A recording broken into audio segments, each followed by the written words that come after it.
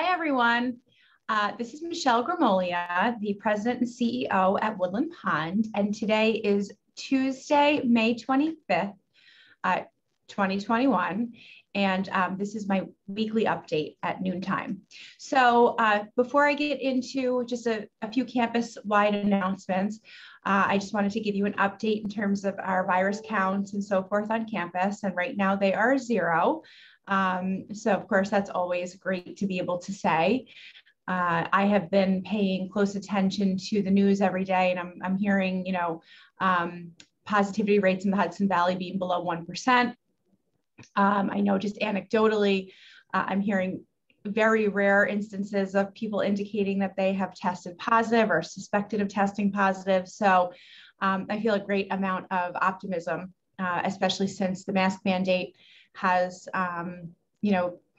changed, for vaccinated people, and, people are getting back to life. So it's really exciting. And of course, we're not out of the woods, and we don't yet know what to expect in terms of the nature of this virus. Do we have to expect that it's going to come back like the flu and be very prevalent?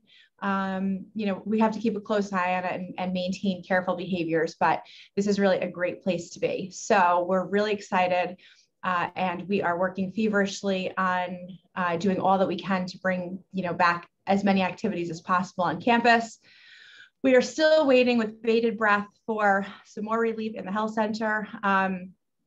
The state has not modified any of its existing regulations or mandates for either assisted living or skilled nursing, although I will tell you that there are a great number of advocates and constituents here in New York that are putting a great amount of pressure on the governor and the legislative branches to lift some of the executive orders that are limiting the most sort of desired activities for assisted living and skilled nursing facilities. So there are active discussions about some changes there too. So in the meantime, like I said on my last update, today's an absolutely beautiful day.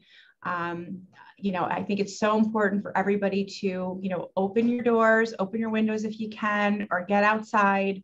It's really a beautiful time here in the Hudson Valley, and I hope that you all get out and enjoy it. Okay, so I've got just a bunch of announcement-y type things. I am in the office today, and then I'm out of the office for the remainder of this week, and then through next Monday. So after today, I will be back in the office next Tuesday. My family and I are headed up to Lake George for the weekend, and we're looking forward to a little bit of time away. So that's exciting. Next week, here on campus, you're going to start to see some of our summer help working around campus.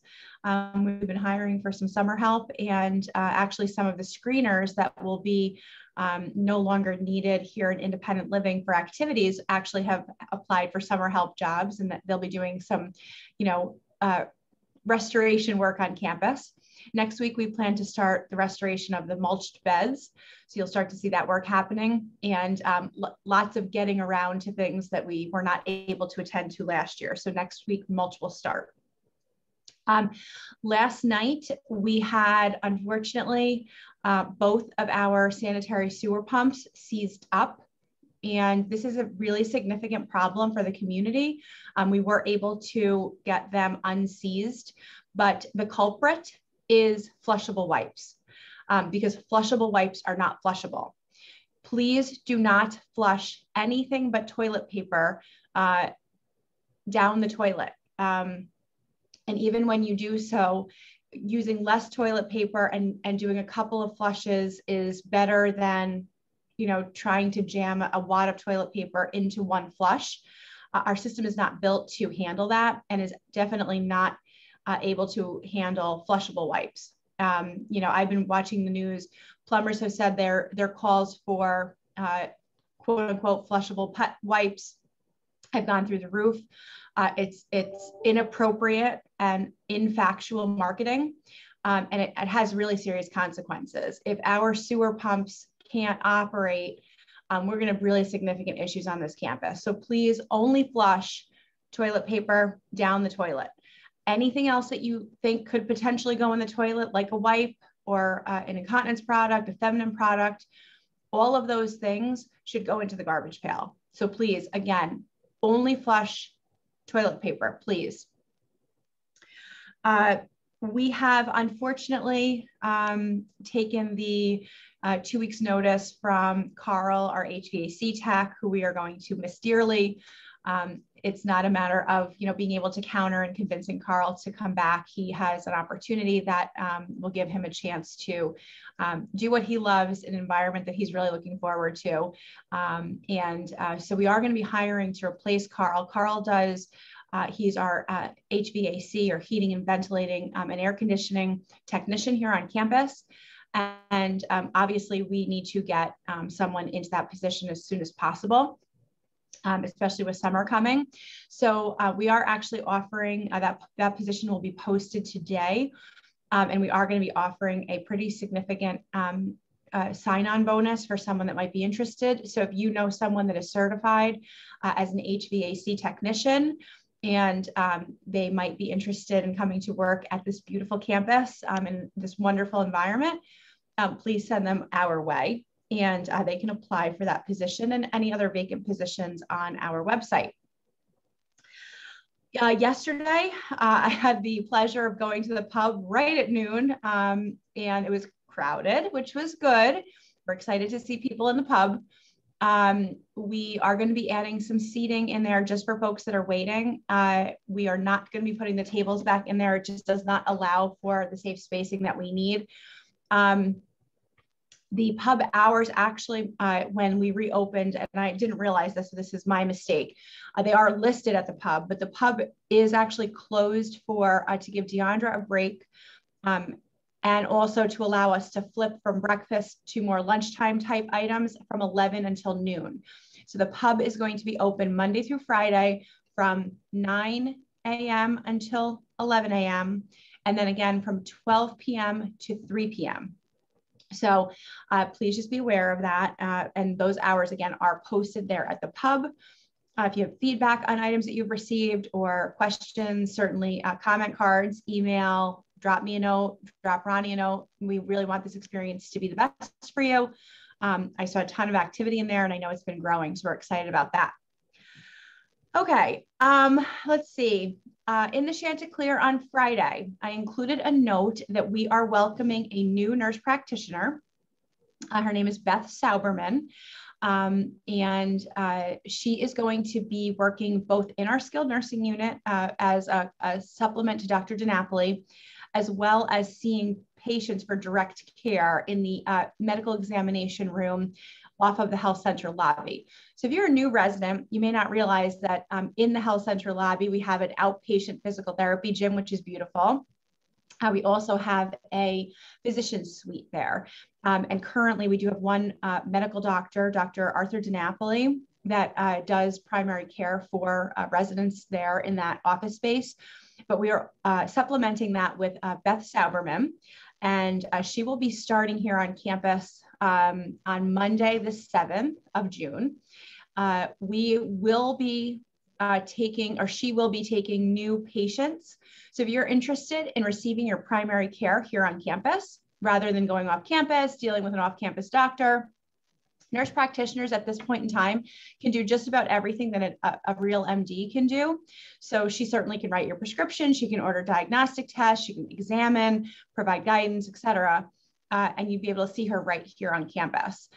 We have a licensed practical nurse that supports that practice. Her name is Kim. And we would love to see Beth seeing as many of you that would like to switch to primary care here on campus to see Beth. I will be sending out a bio on Beth and some photographs so that you can kind of get a sense of who she is. But if you're interested in the convenience and she's certainly capable, the professional services here on campus, you can pick up a packet from the concierge, or you can ask concierge to email you that packet. It's a new patient packet that would need to be completed. And if you live in assisted living or Garden View, or are a family member of a resident that lives in either of those locations, you can notify one of the nursing staff or Nicole Petit, the senior case manager there, and they can help you with that transfer of care as well. So we're very excited about that.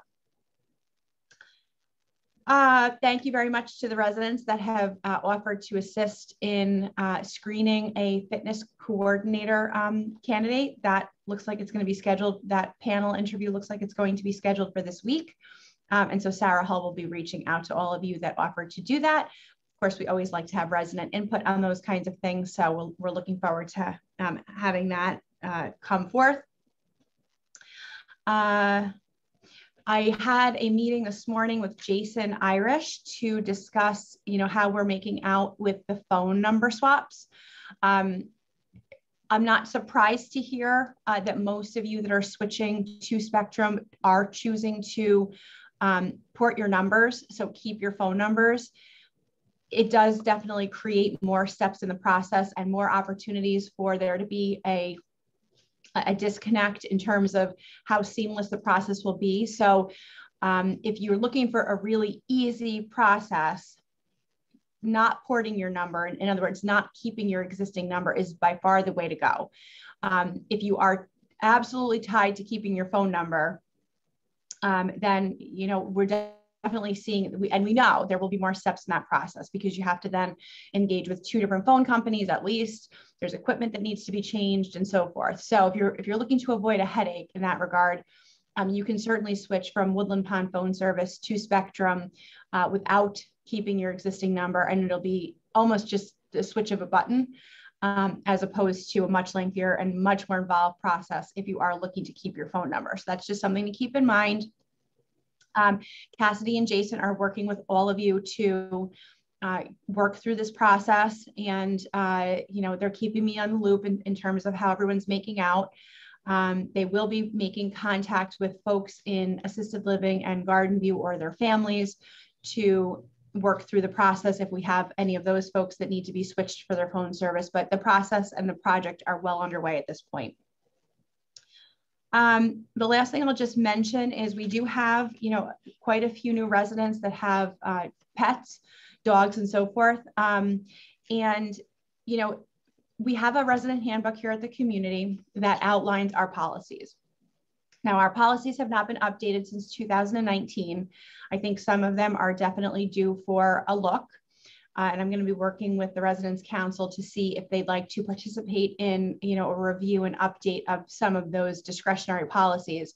But, the pet policy to me is one of these that, it's, let's say you're a resident that has a pet, a small dog that's very well behaved and so forth. From a Woodland Pond perspective, we are completely fine with you bringing that dog in the community building or into Dedrick's or into an event or a activity, as long as all of the folks in the room are okay with the dog being there. The pet policy really is in effect, just as all of our policies are, for when things become a problem. So certainly we can't have any pets anywhere where there's food being served or anywhere that there's food around. But if you and a couple of neighbors are getting together for an activity or an event, and everyone says, oh, the dog is fine, Woodland Pond is totally fine with that. If the dog becomes a problem in any way for a resident, or there's a soiling or some kind of a mess that happens, or the dog is creating a disturbance or a danger to anyone, obviously that's a different discussion. So I think that it would be helpful for everyone to just know that, we should be neighborly. Some people are, more welcoming to our four-legged friends than others. But it's one of these things that, people can derive a lot of joy from animals. And so I don't want you to feel limited by Woodland Pond in that regard. If you have any questions on that, or if you would like to discuss further, please let me know. And as I said, we're going to be looking at the handbook to determine where we need to do some updates and so forth on that. I think that's all I have for today. It looks like it's about 12:15, so we did a nice 15-minute update. I will see you next Tuesday, and I hope you all have a nice Memorial Day. Thank you.